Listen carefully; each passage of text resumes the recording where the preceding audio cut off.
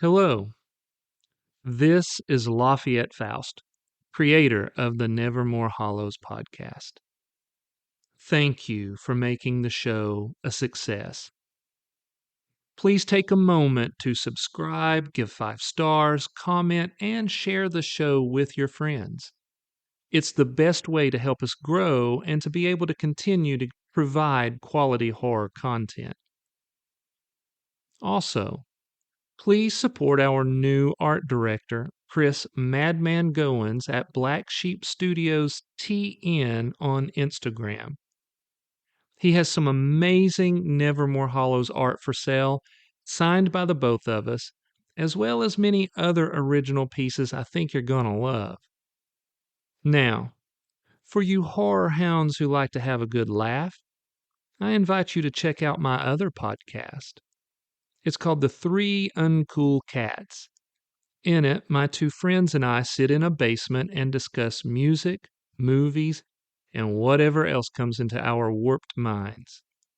I would really appreciate it if you would give it a listen. Now, with that out of the way, I invite you to sit back, turn on a light, and prepare yourself.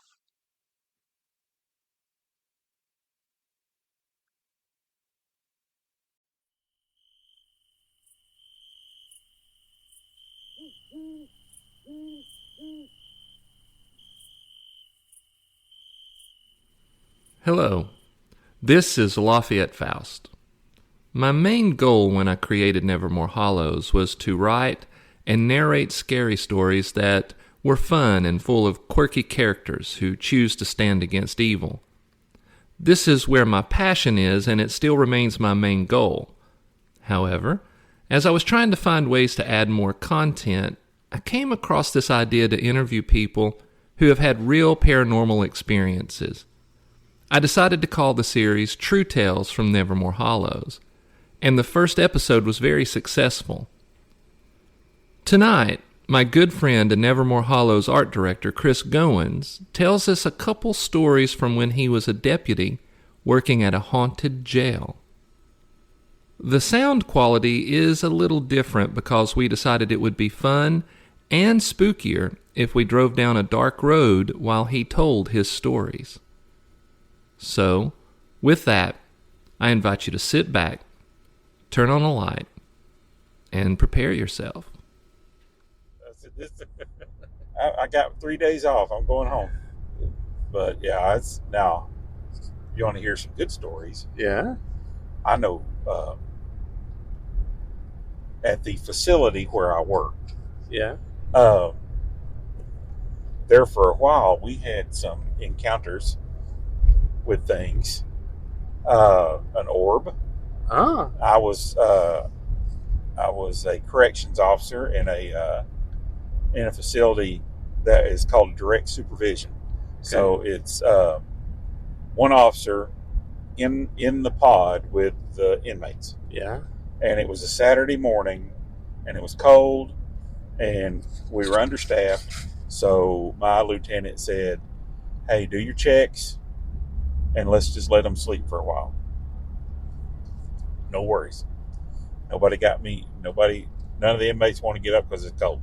Right. So I was doing checks in 3 pods, and then another officer that I knew pretty well was working master control, which is security surveillance for the entire facility. Okay. So he could see cameras, he could see anywhere he wanted to. And he called me in one of the pods. Okay. So I answered the phone. I'm like, "What's up?" He said, "Dude, I just saw something down in the female pod." I said, "Well, then don't talk about it." He goes, No, man." He said there was a bright white light that came out of the medical pod on the top tier, went down the entire top tier. Yeah. Came down the steps, and then went around and went through the door. Okay. And he goes, "What do I do?" Now, was the door open or no? All these doors were closed. Ah. Okay. Males do not do checks in female pods. Okay, gotcha. The ladies had already done their checks, and they were dealing with the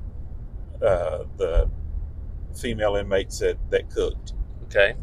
And so I said, keep your mouth shut, because that's what I was told. We'd seen several things, and I was just told, keep your mouth shut. Okay. Uh, So can I interject a question? yeah, man. Was this an old jail? No, the facility's not very old, Okay. but I believe this. When you house evil, Yeah. evil will permeate the material that a building is made out of. Okay. Basically, you're feeling, because we both believe that evil is a true entity and it manifests itself in many ways. So you're saying that the fact that there were so many bad people over the years in this place, that it somehow maybe haunted the bones, so to say, of the jail. Okay, gotcha. Well, because every government building is built by the lowest bidder, right?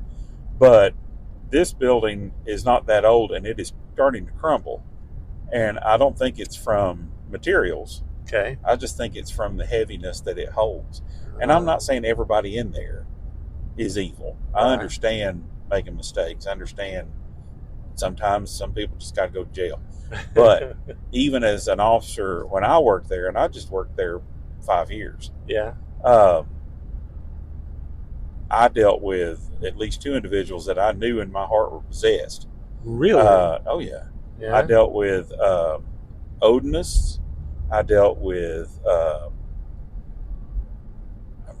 one guy said he was a shaman. Okay. I mean, all kinds of different stuff, and that little county facility actually held federal inmates, so there was people there from everywhere. Okay. And I prayed for God to cover me as I went in there. I have actually seen whole pods change the feeling in them. It was almost hard to breathe. Yeah. And then I prayed, and not saying I'm no super Christian, but just me saying, Lord, I'm asking for your favor over this. Yeah. And I mean, it just like whatever it was changed, and the air got lighter. Well, if I can interject here, Chris, yeah, I know that feeling you're talking about. I have been in situations, because as a young man, I was an investigator, right. And got into some hinky things from on occasion, where you can walk into a place and you feel that energy, that heaviness, and I'm not talking just haunting. Sometimes you can be around people that are so dispossessed or disposed to badness that you feel it radiating off of them. So I can't imagine being in a facility where there's multiple people like that. Well, I mean, I sat across the table and talked fishing with a guy who was a murderer. Yeah. I talked cars with a guy who was an enforcer for the Outlaws biker gang. Okay. Who'd killed many men. Yeah. And we were talking about cars. It depends on how you treat people. Yeah. And corrections officers in the facility I was in, we didn't carry any weapons. Right. So your best weapon was your mouth and your brain. Okay. But one night, because I worked a middle shift. So when you say your mouth and your brain, if I can, real quick, you're talking about just being smart and knowing how to talk to these people. Yeah. All right. Gotcha. How to bullshit. Yeah. Pardon me. But that's a good lesson. But yeah, I worked a middle shift, so I worked for 2 different shifts. First shift started at 6 a.m., went to 6 p.m., and second shift started at 6 p.m. and went to 6 a.m. Okay. I worked 9 a.m. to 9 p.m. Okay. So one night I was getting off. I'd locked my pod down. Everybody was good. Count was good. No worries. Okay. And I went to the sergeant's office. Lieutenant was in there, and a gentleman I knew very well. And we were just kind of shooting the bull for a minute. And he looks up on the monitor and he goes, "Who's in EPOD?" And I told him which officer was over EPOD. He goes, "Well, why is that inmate sitting at a table?" And I looked on the monitor, and you could see a guy sitting at the front table right in front of the TV, and from the lights were out the pod, but the glow from the television was illuminating this guy. I said, "Well, I'll go get him." He goes, "No, you're about to leave. I'll call somebody else." I'm like, "Well, I'm going to sit tight for a minute." Because if a situation arises and they're going to need help, you help out your fellow officers. Right. Yeah, of course. So he calls two officers, go in there and put that inmate up. Well, they walk in there, and you can see them walk in, and they walk right up to the table, and they say nobody's there. What? But we can see on the monitor Okay. a guy sitting there. Okay. And the lieutenant and I looked at each other, and I said, "Have a good night. I'm out of here." And he goes, "Chicken?" I said, "Yes, sir. Very much so." I don't mess with that. But and then another officer worked in where the bad guys were. Yeah. This was where the worst of the worst were put. Okay. And these guys only get out 1 hour a day, and that's per regulations of Tennessee. Okay. And there was an inmate in there that had screwed up. He's a good old boy, but he just wasn't too bright. And he had been put in there because he beat a dude down. Okay. And he kept saying, and he told me this story, that when the officer would come by and do his hourly checks, something would come by behind him, like walking behind him. Okay. I'm like, "What are you talking about?" He said it looked like a blur, but it wasn't an officer. So it wasn't necessarily a shadow person, like No, what it was. This was, and I've heard of these blur Yeah. creatures before. Okay. And so we looked on the camera from the shift before us. Yeah. And the officer would come by and doing his checks, and behind him was all I can explain it as was a squiggly line. Interesting. Like somebody had taken a pencil and just squiggled a circle, and that's what it looked like. And it was this thing that was behind him. So the officer on my shift that worked in there, he brought in a little recorder and put it in the back medical pod. Okay. Where nobody was at. Nobody was housed in there at the time. Right. And he got talking. He got something yelling. We really couldn't make out what it was saying, but it was a man yelling. Yeah. But see, the vent system, because I know people are like, "Oh, they're talking to the vents." Right. This vent system had baffles and stuff in it. It wouldn't do that. Okay. The way it was set up, and the way the vents and stuff were positioned, you really can't talk through them. Gotcha. And that's one of the reasons why. Right. And so when we went to the powers that be, and just kind of said, "Hey, man, this is going on," we were told, "No, it didn't. Stop whatever we're doing." And that video of that thing following the officer disappeared. Huh. Well, I believe that if you do get glimpses of something, on record, whether it be, video or audio, I do feel, but because my personal belief is that it is evil manifesting, I do believe that it can work whatever power it has to take away that evidence that you might have caught, whether it be audio or video. Well, I believe the higher ups confiscated. I see what you're saying. All right. Because they didn't want any of that getting around. Okay. So I don't work there. I haven't worked there since 2013. Yeah. Most of the officers that I worked with don't work there anymore. Okay. Health reasons for Okay. most of us. Well, you had told me once before that while you worked there, you did not feel that you were in good health. Oh, no. I weighed 450 pounds. I'm 150 pounds lighter now. Yeah. I almost died of a heart attack. Now you're claiming, though, if I can understand this, you're claiming that while you were there, whatever might have been going on in your personal health while you were there, it was made worse because of the energy that you're talking about. Well, that and just stress. I got you. Yeah, having to deal with that. Yeah, you're dealing with dregs. Forever good old boy that he just in there just because he's stupid. There's a couple guys in there that are just because that's where they want to be. Yeah. And then, like you said, you have those in there that they're animals or worse. Yeah. They're I don't know.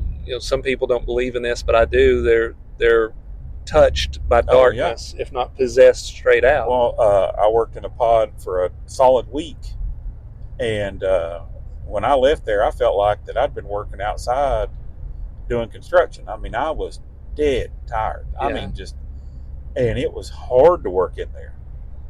And then I went in there for the weekend, and it was different.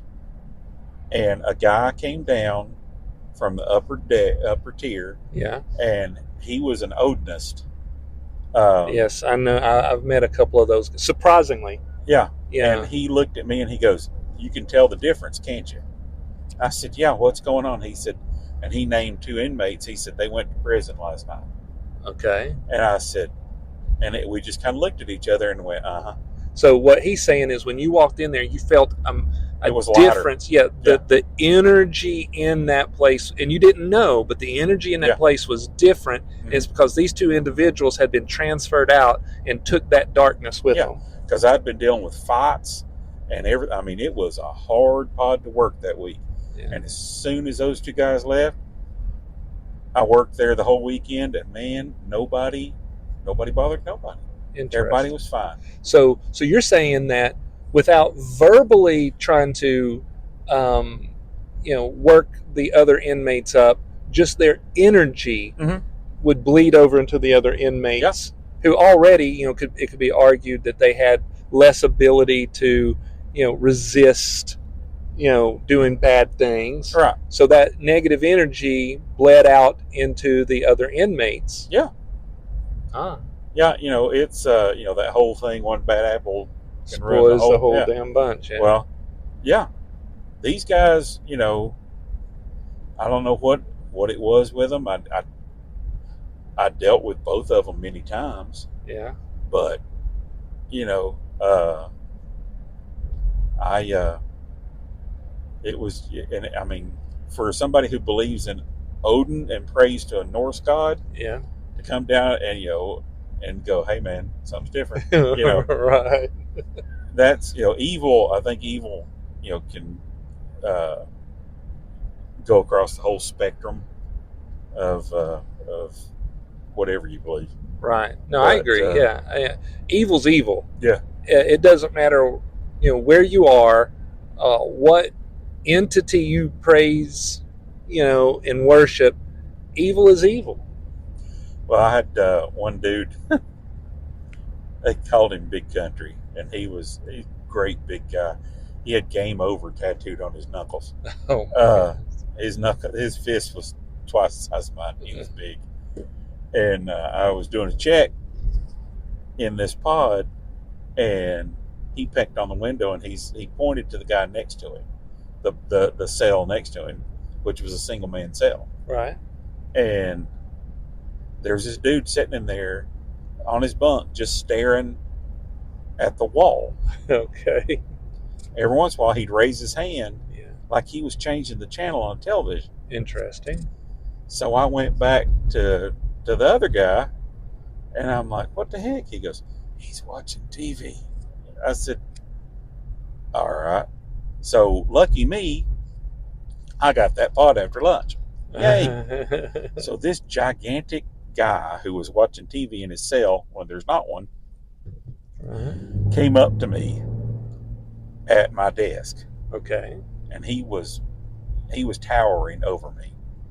I was actually considering which way I'm going to jump when he comes over the desk at me. Right. And he goes, there's a guy that looks like you, but it's not you. And he's bothering me.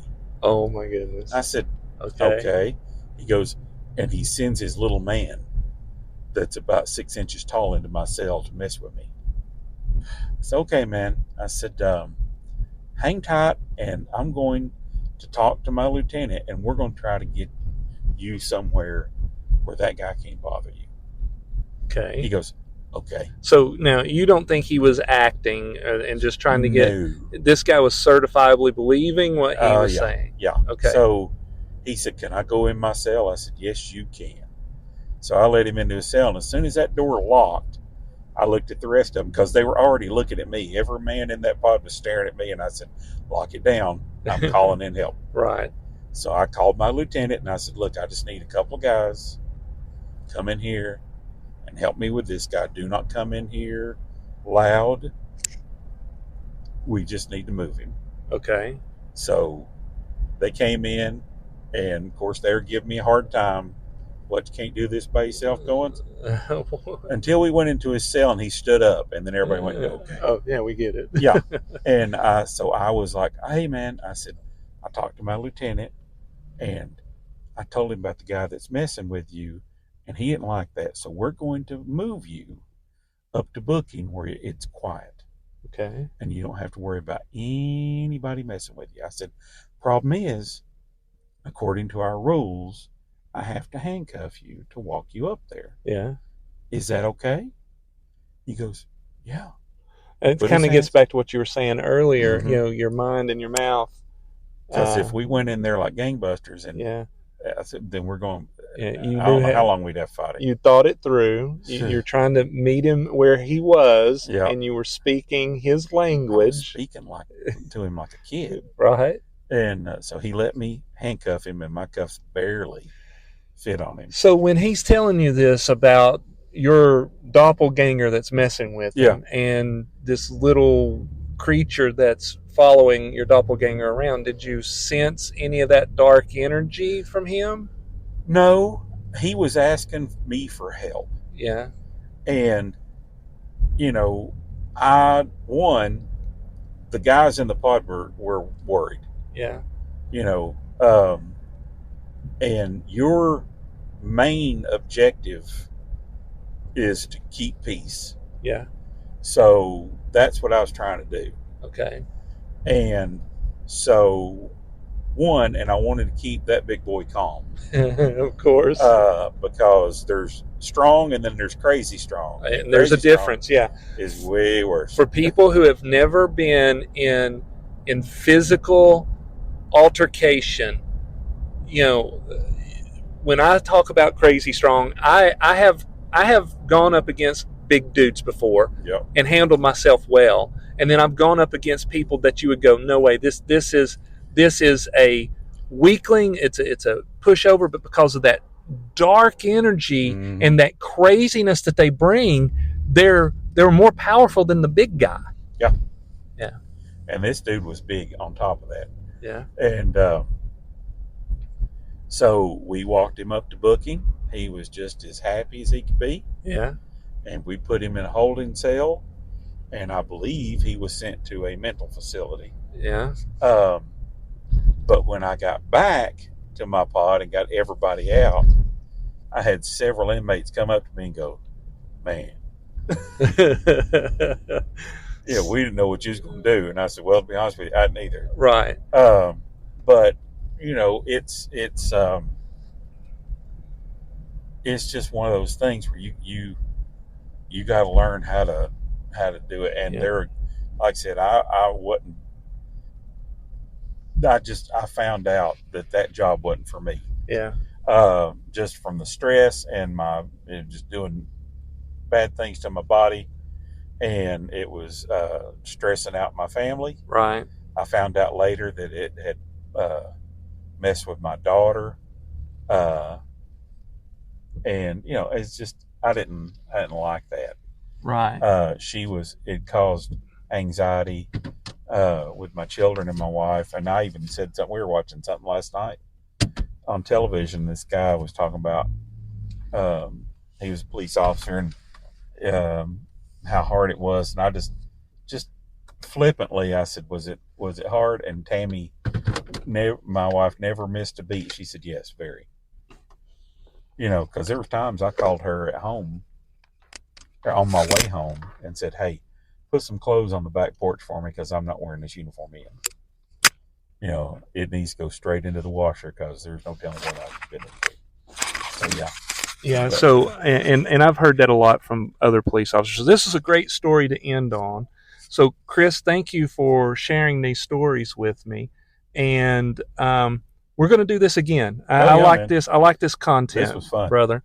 So, we're about to lose power anyway because we've All been right. driving around recording this. But thank you for your time. I'm glad you're officially part of the Nevermore Hollow show. Thanks for letting me tag along. I appreciate it. Not a problem.